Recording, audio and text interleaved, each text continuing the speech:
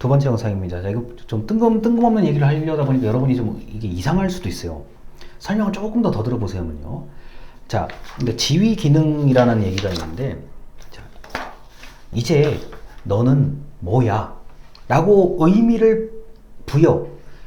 이제 너는 뭐야? 내가, 저 김영재라는 사람이 이 상대방한테 너는 이제부터 뭐야? 라고 지향, 가리키는 순간에 이 대상은 뭔가 의미가 달라지는 거, 지위를 새로 가질 수가 있어요. 자, 이제부터 너는 회장이야. 이제부터 너는 반장이야. 이제부터 너는 뭐야? 라고 하면은 그 순간부터 지위를 얻게 된다고요. 자, 이게 지향성 개념이에요. 우리 국민들 모두 당신을 대한민국의 대통령으로 자 인정하겠다. 집단 지향성이요. 나는 인정 못해. 그게 아니라 어떤 원리나 원칙에 따라서 대통령에 당선이 됐어요. 대통령 후보에서 대통령으로 당선이 됐어요. 자, 사회 구성원이 지향한 거예요. 자, 이제부터 당신은 대한민국의 대통령으로 확정되었습니다. 인정하겠습니다요. 자, 이게 굉장히 중요한 거죠. 예를 들어서 여러분들 이럴 수도 있어요. 이게 대학교에서도 이럴 수 있어요.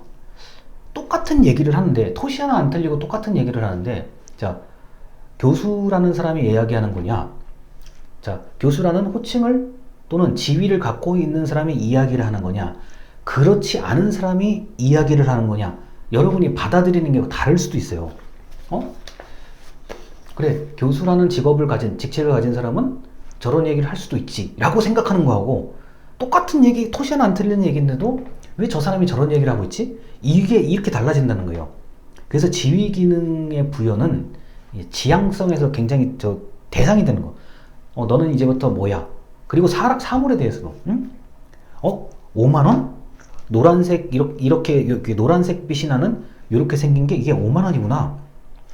5만원은 이러이러한 의미를 담고 있구나. 이러이러한 가치를 담고 있구나. 지위가 부여된 거예요. 순식간에 부여되죠. 아니, 5만원짜리 지폐 나오자마자 딱 벌써 쓰이잖아요. 0.1초의 망설임 없이 쓰이잖아요. 왜냐? 지위 기능이 너무 금방 부여된 거예요. 왜냐? 돈이란 존재에 대해서. 자, 대리적 기능과 비대리적 기능이 있는데, 자, 대리적 기능은 그거예요. 끊임없이 의미를 부여해야 되는 대상을 대리적 기능이라고 얘기합니다. 만약에 의미를 중간에 놓치게 되면 그것이 사라지는 거.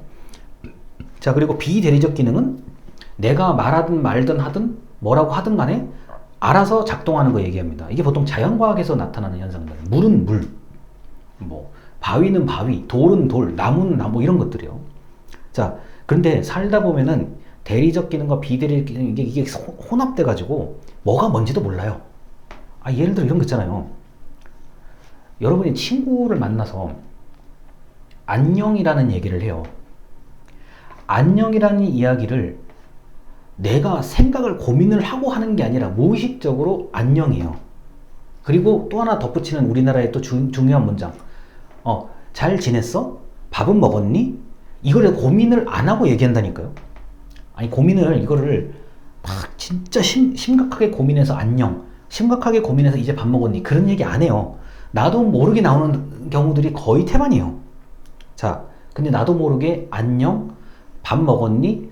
잘 지냈으라고 나오는, 그렇게 무의식적으로 바로 반응하는 이유는 내가 너라는 사람에 대해서 가리키고 있기 때문에, 너를 나의 절친한 친구, 정말 가까운 친구로 여기고 있기 때문에 여기고 있는 거예요. 나는 너를 절친이라고 생각해서 나도 모르게 안녕, 잘 지냈어, 밥은 먹었니? 이렇게 나온다는 거예요. 근데 이런 너무나 당연한 얘기를 제가 이걸 설명을 하려니까 여러분들은 더 이해가 안 될 수도 있어요. 뭐 저렇게 당연한 얘기를 현상학 지향성을 가지고 얘기하느냐. 근데 이걸 가지고 이제 너무나 당연하다고 생각했던 것을 왜 당연한지를 이제 보여주고 싶은 거죠. 특히나 지향성 같은 경우는 아까 이제 돈의 얘기를 들어서, 야, 너는 네가 돈에 왜 의미를 그렇게 가지고 있는 거니? 그러니까 사람은 매 시간마다 수많은 것들을 지향해요. 자, 돈부터 다른 것들 전부 다 아, 나는 오늘 뭘 가지고 싶어. 나는 오늘 뭐 너를 만나서 뭘 하고 싶어. 이게 전부 다 지향하고 있어요. 하나의 한 치의 오차도 없이 비는 거 없이 계속 지향하고 있어요. 그 결국에 그러면 왜 지향하냐라고 물으면 자, 여기서 좀 설명이 조금 이상해질 수도 있습니다. 나는 항상 나의 바깥을 가리키고 있어요. 근데 왜 그러냐? 왜 그것을 가리키냐? 왜 그것에 의미를 두고 있느냐라고 내가 내 자신한테 물어봐야 된다는 거예요. 현상학이라는 게요. 제가 지금까지 이해한 건 이겁니다. 인간은 매 시간마다 밖에 있는 자 눈에 보이는 거, 만질 수 있는 거, 냄새 맡는 거, 들을 수 있는 거 전부 바깥을 지향하고 있어요. 근데 이 현상학을 이제 주장하는 철학자들은 왜 무엇으로부터 네가 그것을 바라느냐예요. 왜 그것을 무엇으로부터 그것을 가리키느냐. 그 무엇. 그럼 네 의식 속에 뭐가 원인이 돼가지고 저거를 가리키냐는 거예요. 근데 이 눈에 보이지도 않는 내 머릿속에 있는 그것을 알려고 하니까 이제 흔히 말해서 미쳐버리는 얘기가 되는 거예요.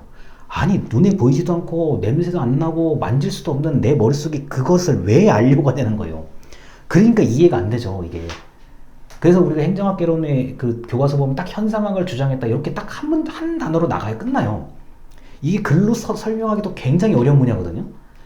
근데 제가 이제 어느 순간에 이걸 이해하다 보니까 그래, 뭐 신뢰, 믿음, 특히나 신뢰나 믿음 같은 경우 지금 요 얘기인데 이거는 눈에 아예 안 보이는 거. 믿음을 어떻게 눈에 보이게끔 이걸 설명을 해요. 근데 믿음이라는 것을 대신할 수 있을 정도의 뭐 계약서, 자, 그 다음에 우정을 근데 어떻게 양적으로 표현을 해요. 근데 우리가 이제 이런 건 있을 수가 있죠. 우리가 초등학교 때부터 지금까지 알고 지낸 중학교 동창, 고등학교 동창, 그냥 믿음이에요. 야, 난 다른 사람한테 맨날 저 엄격하고 막 이런 사람인데 너희만 만나면 항상 즐겁고 웃음이 나온다. 나도 모르게 무의식이 가리키는 게 달라지는 거예요. 이게 어렵다고요. 그래서 자, 그럼 왜? 그러면 바깥에만 지향하지 말고 네가 네 의식을 한번 지향해보라는 얘기야. 가리키는 걸 반대로 돌려보라는 거야. 결국에 뭐예요? 왜?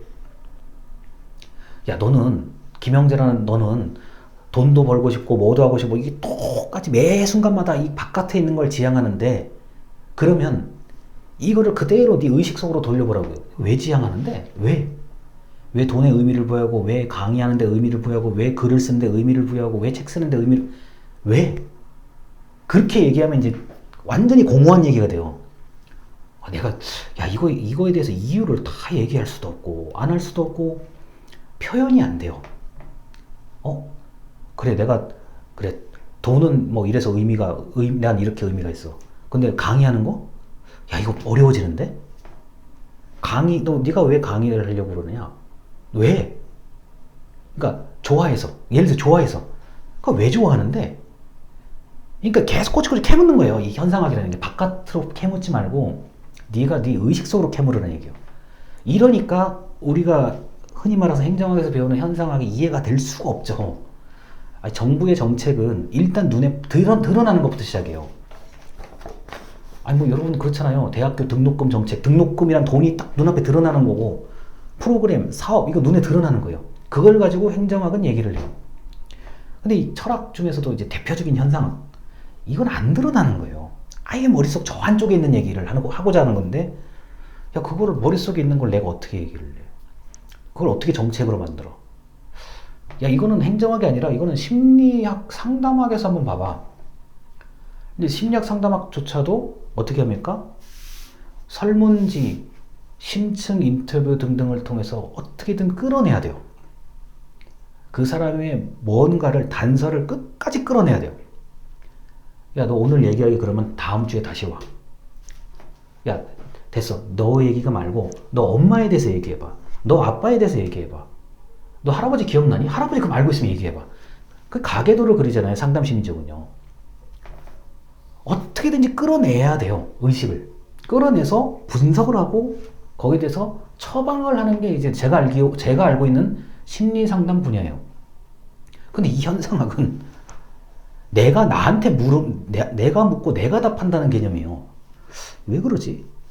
그래, 내가 왜 쟤한테 안녕이라고 왜 얘기를 하지?